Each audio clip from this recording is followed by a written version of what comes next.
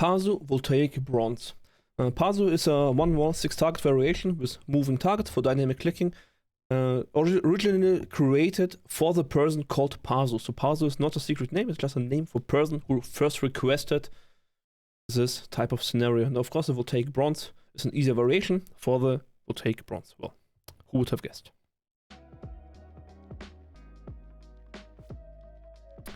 So now we have floating targets, and here I want to explain some things before I actually do the run itself.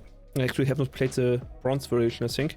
So what you want to do with these bots is you want to lock with your eyes onto a target. So of course you don't see this with crosshair, just look at the target.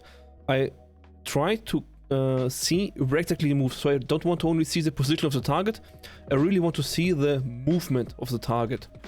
Then I flick onto the target and copy the movement with my hand, like a tracking scenario. Flick, track, flick, track, flick, track, flick, track, flick, track, flick, track, flick, track. Now, when I think I have reached the target, I will click, and of course this click speed needs to be improved and sped up. But I think this optimization comes only later. The very first thing is that you kind of really have the ability to flick precisely to the target and track it precisely for some moment. So you don't kind of make something like this or just wait until it comes to a crosshair. I'm actually bad at like here, so I flick here and then just wait. So this would be bad. So I want to kind of have a switch from flicking to a non-shaky tracking, because the tracking itself is actually not very fast. You will still move sometimes because the target changes direction right when you want to click. That happens, that's fine. But the moments where the target does not change direction, you basically want 100% accuracy for this type of training.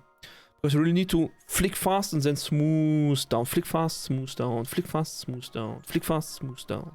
And you get your own rhythm and your own speed, how long you track it, when you click and so on. And this of course the parameters you will then work on to reduce the timing of them to get faster in this scenario.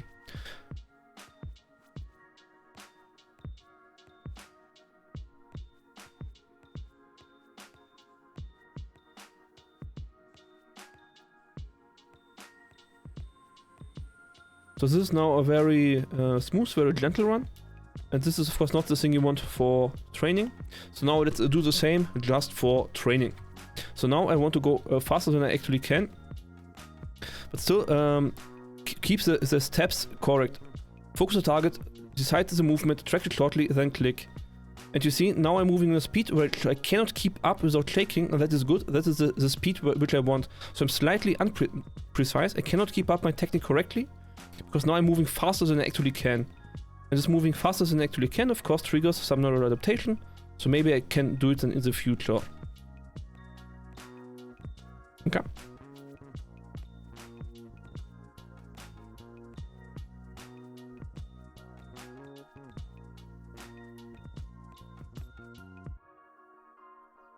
Oh, 3 misses in a row.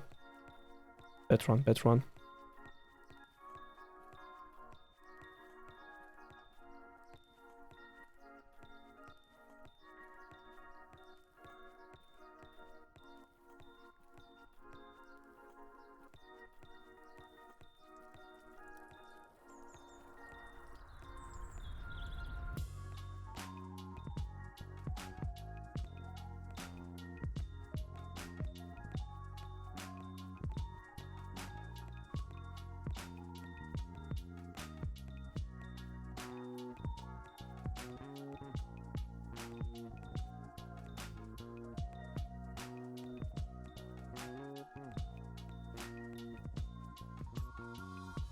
Okay, like this. And as you can see from the score, I have 91 kills. This gave me 91 points. But I have shot 106 times, but hit only 91. So it means I have an accuracy of 92.65%. And now my 91 points get multiplied by 0.92 as a percentage. And this gives me the final score of 84. So if you miss, you lose double. First, you lose the time you invested into aiming, but you did not get points because you missed. And secondly, your accuracy gets lower and your score gets lower. So to get a high ranking, you really need to work on your accuracy and precision. So don't go too fast in the beginning. Really try to have your flicks controlled, have your tracking precise, and then click in a appropriate time. Don't try to haste it too much. Really try to get high percentages first, just so you understand the technique, and then you can reduce the technique to push speed by pushing to a speed where you cannot keep up with the accuracy.